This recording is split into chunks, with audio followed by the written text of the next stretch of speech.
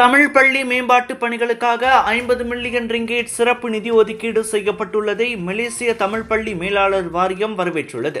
பிரதமர் Datuk Seri Anwar Ibrahim வழங்கியிருக்கும் இந்த இரண்டாவது சிறப்பு நிதியை கொண்டு அடையாளம் காணப்பட்டுள்ள இடமாற்ற பள்ளிகளின் பணிகளுக்கு பயன்படுத்த வேண்டுமென மலேசிய தமிழ் பள்ளி மேலாளர் வாரிய கூட்டமைப்பின் செயலாளர் சுப்பிரமணியம் ராகவன் வெளியிட்ட அறிக்கையில் தெரிவித்தார்.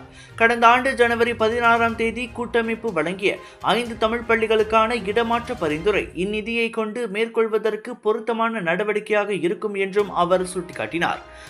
சுங்காய் புலோ நாடாளுமன்ற தொகுதியில் உள்ள ஆராராய் தமிழ் பள்ளி, ஜேம்போல் நாடாளுமன்ற தொகுதியில் உள்ள பாஹாப் தோட்ட தமிழ் பள்ளி, ஆலோர் காஜா நாடாளுமன்ற தொகுதியில் உள்ள கொமுனிங் KRU தோட்ட தமிழ் பள்ளி, ஜோஹோர் சகாமாட்டில் உள்ள சுங்காய் மூவார் தோட்ட தமிழ் பள்ளி, சுங்காய் சீப்புட்டில் உள்ள சங்கட் சலாக் தோட்ட தமிழ் பள்ளி ஆகியவையே இடமாற்ற பரிந்துரை செய்யப்பட்ட அந்த 5 தமிழ் பள்ளிகளாகும்.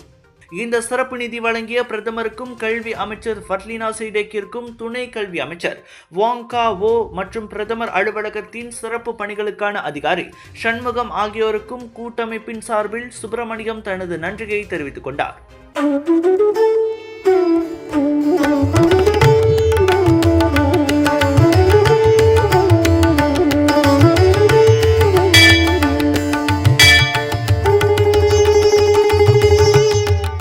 உங்கள் சிறந்த ஆரோக்கியத்திற்கு அளவான எண்ணெயுடன் சிறந்த முறையில் தயாரிக்கப்பட்ட சைவம் அசைவத்திற்கும் பொருந்தும் சூப்பர் ஊறுகாய் பச்சை கொடி சிவப்பு மீன் சின்னம்